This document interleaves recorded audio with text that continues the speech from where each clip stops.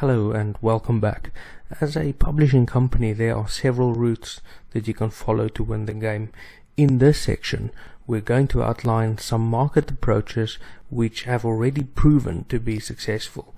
Our objectives will be to introduce 4 successful market approaches to increase your revenue and to gain more in-depth knowledge of each market approach once they've been introduced to us. Okay, so here are 4 different approaches. Market approach number 1 would be focusing all your efforts on one bestseller. Approach number 2 would be category domination through the splash technique. Approach number 3 would be riches through niches. And then approach number 4 would be magazine subscription and recurring revenue.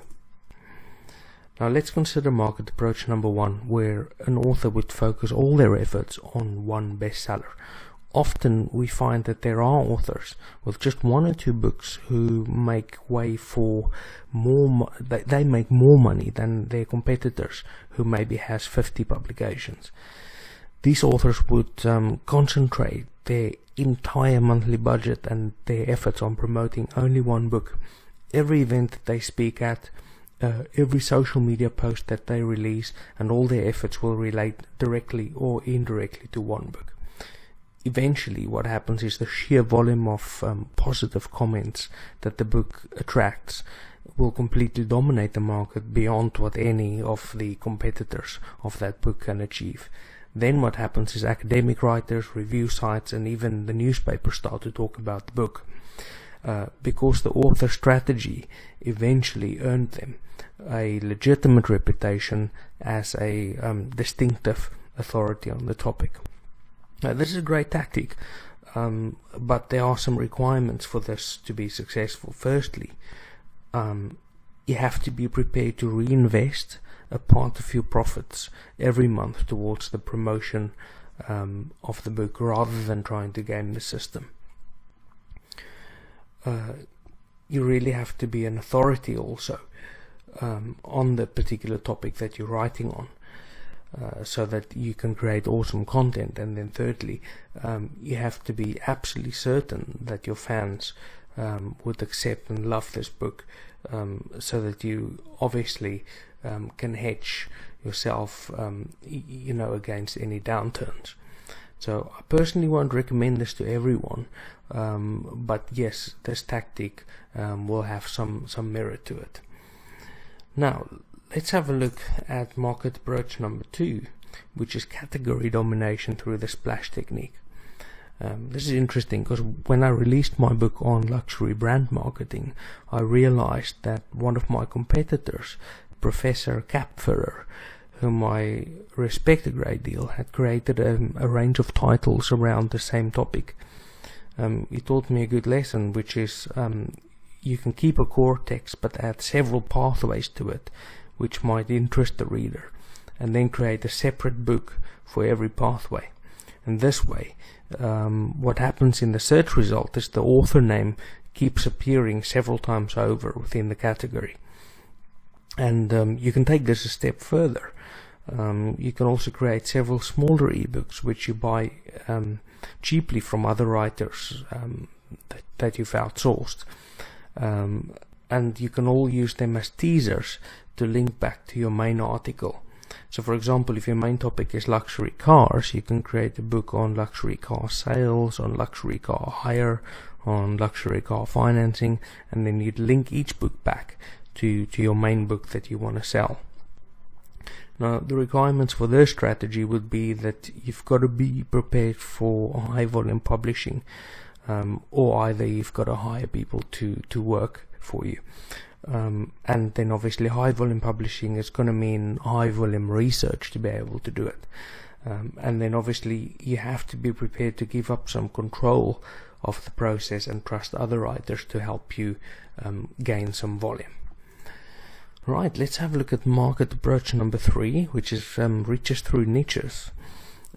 Here you would use category domination as we've just discussed, but you would try to find a topic that not many publishers wrote about. For example, if most authors wrote business reports on the car market in China, you'll probably identify Brazil or Turkey as countries where there is a unique opportunity, since most of your competitors all went for the big fish, and you're focusing on a niche opportunity instead.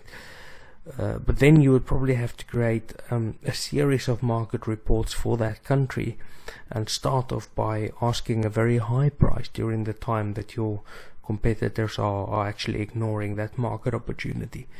This is really awesome. I mean, your volume might be lower, but the margin that you get is very high, and very often you'll find that your competitors neglect to challenge you for a long time because they think the market is too small. Okay, so the requirements for this strategy would be that you have to have cheap or free access to recent data. So try to hire a student who's currently enrolled with a good university, because they can actually save you thousands by accessing good industry reports. And also, secondly, you have to work at the right speed, because perfection can be the enemy. If you spend too much time creating reports and you don't release it at the right time, it wouldn't help. And then also, you should know how to do some keyword research on Google, especially if nobody on iTunes or Amazon ever produced the titles you're about to create. You should certainly use Google to see if there is a market available. Okay, so finally, let's have a look at market approach number 4, which is magazine subscription and recurring revenue.